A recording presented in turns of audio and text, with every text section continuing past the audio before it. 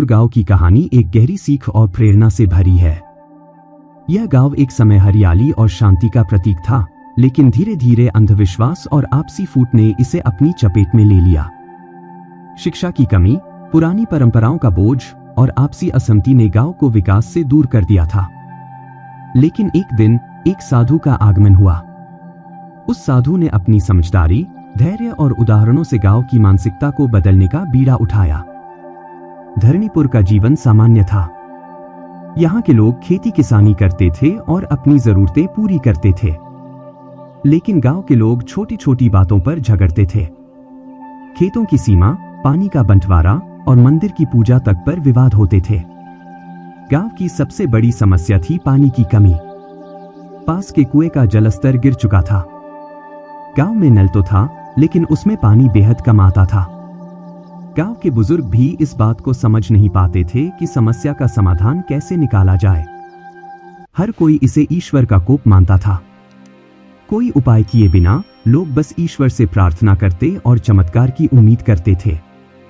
एक दिन गांव की सीमा पर एक साधु आकर रुके। वे वृद्ध थे, उनकी दाढ़ी सफेद और आंखों में गहरी शांति थी। उनके पास केवल एक झोला, एक लाठी और एक पुस्तक थी। गांव के बच्चों ने उन्हें देखा और यह खबर तुरंत गांव में फैल गई। गांव का मुखिया, जिसे लोग दाऊजी कहते थे, साधु से मिलने गए। दाऊजी, साधु महाराज, आप कौन हैं और हमारे गांव में क्या उद्देश्य लेकर आए हैं? साधु, मैं बस एक यात्री हूं जो थोड़े समय के लिए शांति और सेवा की खोज में यहां आया है। अगर आप अनुमति दें तो मैं गांव के मंदिर के पास रुकना चाहता हूं। दाऊजी ने साधु को अनुमति दी, लेकिन मन ही मन यह सोचा कि यह साधु भी कुछ दिनों बाद चला जाएगा। साधु ने मंदिर के पास अपनी झोपड़ी बनाई। वह रोज सुबह योग करते और गांव के बच्चों को कहानियां सुनाते। ये कहानियां नैतिकता और जीवन के गहरे सबक सिखाती थी। धीरे धीरे साधु ने बच्चों के माध्यम से गांव के लोगों का ध्यान आकर्षित करना शुरू किया। उन्होंने गांव के युवाओं से कहा कि वे मिलजुल कर एक तालाब बनाने की योजना बनाएं। लेकिन लोग इस बात पर सहमत नहीं हुए। एक दिन साधु ने गांव में एक घोषणा की, कल सुबह मैं एक चमत्कार दिखाऊंगा जो आपकी सभी समस्याओं का समाधान करेगा। अगले दिन साधु ने गांव के चौराहे पर एक बड़ा घड़ा रखा। उन्होंने कहा, हर कोई इस घड़े में एक लोटा दूध डाले। कल सुबह इस दूध से भरा घड़ा हमें गांव के लिए समाधान देगा।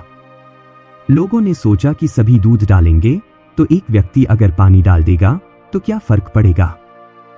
सुबह जब घड़ा खोला गया तो वह केवल पानी से भरा था। साधु ने हंसते हुए कहा, यह दिखाता है कि हर कोई सोचता है कि उसका छोटा सा योगदान मायने नहीं रखता। लेकिन अगर हर कोई ऐसा सोचे तो कोई भी बदलाव नहीं हो सकता। साधु ने गांव में एक और अनोखा कार्य शुरू किया। उन्होंने गांव वालों को अलग अलग समूहों में बांटा और कहा, हर समूह को एक सप्ताह में अपने हिस्से की जिम्मेदारी पूरी करनी होगी। गांव के युवा, महिलाएं और बच्चे तक इस कार्य में जुट गए। कुछ लोग खेतों की सफाई करने लगे, कुछ तालाब खोदने में जुटे। धीरे धीरे लोगों को यह एहसास होने लगा कि मिलजुल कर काम करने से कितना बड़ा बदलाव आ सकता है। गांव के आपसी झगड़े भी कम होने लगे। गांव में एक पुरानी परंपरा थी कि फसल खराब होने पर बलि देनी पड़ती थी। इस बार भी कुछ लोगों ने साधु से बलि के लिए सहमति मांगी। साधु ने कहा, बलि नहीं, मैं तुम्हें एक और उपाय दिखाऊंगा। उन्होंने सभी किसानों को फसल की मिट्टी और पानी की जांच करने का सुझाव दिया। साधु ने समझाया कि मिट्टी में पोषण की कमी और पानी की उचित व्यवस्था न होने के कारण फसल खराब हो रही थी। इस प्रयोग ने गांव के अंधविश्वास को खत्म कर दिया। लोग अब अपने प्रयासों पर भरोसा करने लगे। साधु ने गांव में कुछ महीने बिताए। उन्होंने अपने उदाहरणों से गांव वालों को समझाया कि बदलाव बाहरी चमत्कारों से नहीं, बल्कि अंदरूनी जागरूकता और मेहनत से आता है। गांव वालों ने साधु के प्रयासों को समझा और उनकी बातें अपनाई।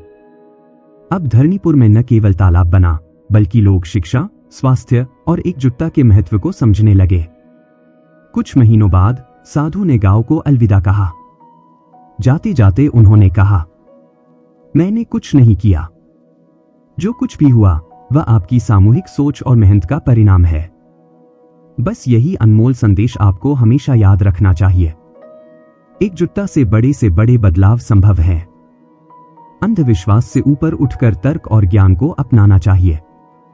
हर व्यक्ति का योगदान समाज की प्रगति में महत्वपूर्ण होता है।